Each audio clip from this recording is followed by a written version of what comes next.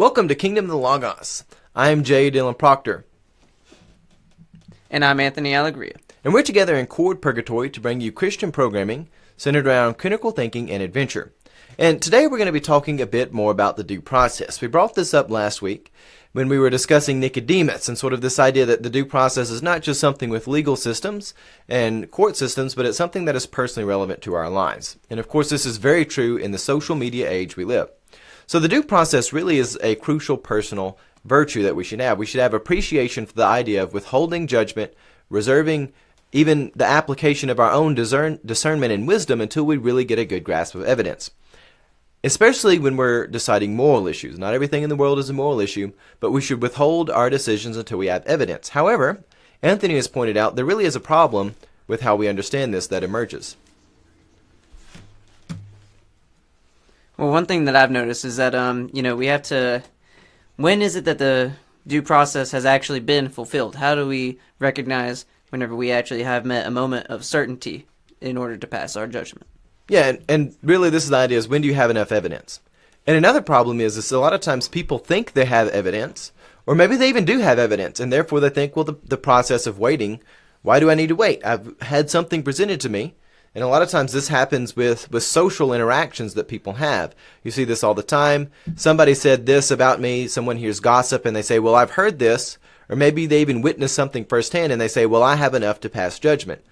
The reason why we, especially in the church, are commanded to be very careful about how we pass judgment, again, the commandment isn't that we should not judge, but in other words, Christ will judge us as we have judged others. And there's a big difference between not using any judgment at all, because it's ridiculous. We use judgment all the time. The word judgment doesn't just mean condemnation, though there's a word for that. If you go back to the Greek, the language that the New Testament is written in, there's the word krino and kriso. One of them means condemnation, the other one means just to think about something. We are going to use judgment, but the question is, are we people who think about things and use logical discernment that is good, or are we people who are not so much interested in good justice, but we're just interested in condemnation? Christ tells us that we shouldn't be people of condemnation, but we should be people who, like him, offer a new judgment that is productive and moves people towards holiness. So, one of the things that happens is a lot of times people want to circumvent the process of withholding and reserving judgment, and they may do this because they actually have evidence. And one of the problems that we have is that sometimes our understanding of evidence can be corrupted, and this is why we need a process of evaluation. The true standard we really have when presented evidence, because again, we're not going to be able to account for everything in reality every time we have to make a decision, but one of the standards which is important is it consistent with reality? Even the idea of truth itself is connected with the idea of being reliable. So, to answer Anthony's question, when do we know that the due process has been complete? Well, the answer is when we have a hypothesis to why something happened that is consistent with reality, where we can go out and explore it. Now that sounds like a lot of wordy language, talking about consistency, due process, evidence. All of these are words which we don't use in day-to-day language, unless you're someone who is either a lawyer or completely crazy. So I want us to actually use a down-to-earth example to discuss what I mean when we say we need something consistent. Anthony, would you mind reading for us out of John chapter 7, the passage where Nicodemus comes around people who really don't want to withhold judgment? Yep. This is John chapter 7, verse 40. When they heard these words, some of the people said, "This really is the prophet." Others said, "This is the Christ." But some said, "Is the Christ to come from Galilee?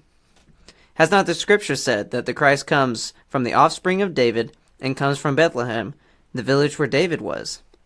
So there was division among the people over him.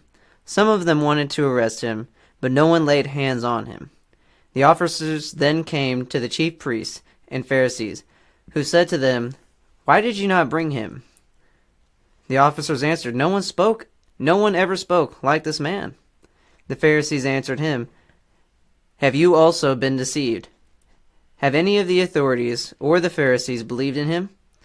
But this crowd that does not know the law is accursed." Nicodemus, who had gone to him before, and who was one of them, said to them, "Does our law judge a man without first giving a hearing and learning what he does?" They replied, "Are you from Galilee too? Search and see that no prophet arises from Galilee." All right, and that is what I wanted us to take an examination of. Really, that last little bit there at the end. Basically, what's happened, this is the middle of the gospel. This isn't the end where Jesus is finally arrested, but they want to arrest Jesus without having a hearing. After they basically just want to withhold judgment that would happen in a court setting. They just want to pass judgment of condemnation without actually listening and hearing arguments and debate and receiving good evidence. They have a little bit of evidence, which is what they use against them. And if you're listening close to the story, basically they say, oh, he's from Galilee. You, Nicodemus, are from Galilee. Go look in the records and see that no prophet has ever come from Galilee. Well, you know what? That may be true, but that doesn't mean that, one, Jesus is not a prophet, or much less that he's not the Messiah. Again, people don't really understand who he is, and I'm not saying that Jesus was just a prophet, not the Messiah. Jesus was very much the Messiah, but even the argument they're trying to make, whether or not he's a prophet, their excuse and the evidence they have isn't valid. That's not a good argument. The fact that no prophet has come from Galilee, that doesn't mean that Jesus can't be one. Identity politics is not an argument, or at least not a valid one anyways. But we see people all the time, they try to do this. They say, oh, well, we'll go and look, and you don't match up demographically, therefore whatever you say is invalid. No, it's ridiculous. And again, these people aren't wanting to listen to the due process, or not wanting to wait to have a hearing. They just want to meet the demands of their emotions. So that's one of the problems we have with this, is the whole identity politics side of it. Another thing that happens here is they really do not want to wait for a hearing because they feel as if they have enough evidence as it is. Again, we see this all the time in our modern world. People, they hear an accusation, they look at someone and say, I could see that person doing that, and they don't really wait to hear the other side of the story. Or perhaps they even do have evidence, such as what the leaders here had, where they said, well, no prophets come from Galilee before. That's good enough that this guy is a crook. He's not a good guy. We need to have him gone. But it's not really an argument. We really need to withhold judgment till we have enough evidence that is reliable and it actually matches reality.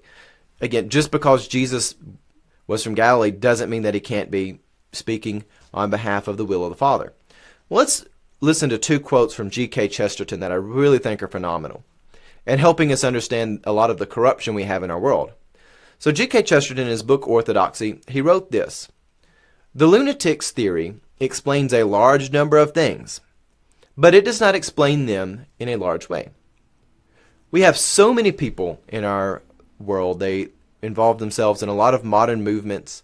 A lot of times they qualify justice with the word social, and they have an explanation for a lot of things in the world. But they're really extraordinarily simple explanations. They say everything is privilege, power, and oppression. However, these are not big enough explanations to take in all the factors in life. They're actually quite small explanations that are terribly insufficient, and they're terribly unreliable explanations as well. But they do have a circle that they have created that really explains things. And because they see it, they feel like they've got evidence, they find things which match that, well, that's good enough for them. They don't think they need debate. They don't think they need argument. They feel as if everything is settled, but it's not. So just having a little bit of evidence isn't enough. It's got to be good evidence. It's got to be something that's actually relevant and meaningful. Another quote from G.K. Chesterton, also from the book Orthodoxy, is this: "Nevertheless, the lunatic is wrong, but if we attempt to trace his error in exact terms, we shall not find it quite so easy as we had supposed. Perhaps the nearest we can get to expressing it is to say this, that his mind moves in a perfect, but narrow, circle. A small circle is quite as infinite as a large circle, but, though it is quite as infinite, it is not so large. In the same way, the insane explanation is quite as complete as the sane one, but it is not so large. A bullet is quite as round as the world, but it is not the world. There is such a thing as a narrow universality, and there is such a thing as a small and cramped eternity, and you may see it in many modern religions." So basically what Chesterton is saying is this: these people, they have rationalized an explanation for certain things in reality, and they see it as rational, and it's complete, it makes full circle, but it's not big enough to deal with everything that's in the world. It's incomplete. It's not big enough to cover all the variables. It's only big enough to cover a few of them. It's complete in a small way, but it's not complete in the sense that it's all encompassing. And that's where we find a lot of people. They want to circumvent the due process, not because they're completely without reason. They're just with bad reason. They're with a bad rationalization for things. And that really is a disheartening thing, because I really do want our world to move to a better place. I want us to move out of chaos. I want us to move towards wholeness and completeness, which is very connected to the concept of holiness. But in order for us to overcome the people in our world who are resistant to the due process and resistant to good evidence, we really have to understand where they're at. And we have to understand that these people, they think that they are fully rationalized. And they have theories, they have explanations, but they just don't hold up to scrutiny. Well, anyways, we're going to wrap up this conversation right there. And for those of you who watch the program, I thank you so much for sticking around with us. We are growing. We are looking to develop. If you enjoy our content, you can help us out so much just by clicking that share button right below the video. That will do so much for us if you share it to your own page, your own timeline, or maybe you just grab a link and send to someone else. Again, you can find us on Facebook at Kingdom of the Logos. You can find us on SoundCloud, iTunes, and CastBox on our free downloadable podcast. But also, if you really would like to support us, and again, we are looking to expand, we're looking to get better technology, you can also find us on Patreon if you would like to donate to our cause monetarily. And of course, you can find us on Patreon's website at patreon.com/Kingdom of the Logos. Again, we thank you so much for spending time with us. I know it's a big ask to ask someone to spend a few minutes with you, but we really do appreciate it. And again, I'm Jay Daniel Proctor, here with Anthony Allegria at Kingdom of the Logos, and have a blessed day.